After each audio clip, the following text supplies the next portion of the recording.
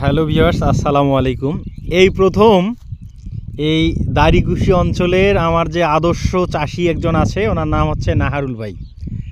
তো এই প্রথম হচ্ছে এদিকে সাধারণত রসুনের ক্ষেতেই তরমুজ লাগানো হয়, বাট ইনি এবছর লাগাইছে হচ্ছে মানে পরীক্ষা করার জন্য।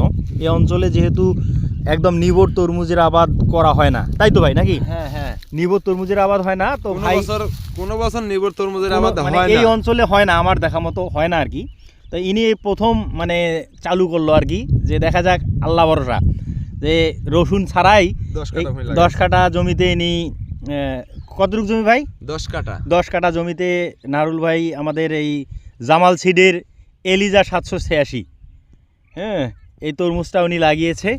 এখন আল্লাহ ভরসা গাছের গতি ভালো, গাছের গতি খুবই মোটামুটি ভালো। হ্যাঁ, একটা বিসিও মায়ের জানাই ঠিকাতে লাগি, একটাও আলট বাড়ায় নাই, সবই ঠিক আছে একদম। হ্যাঁ, তো দেখা যাক আল্লাহ ভরসা।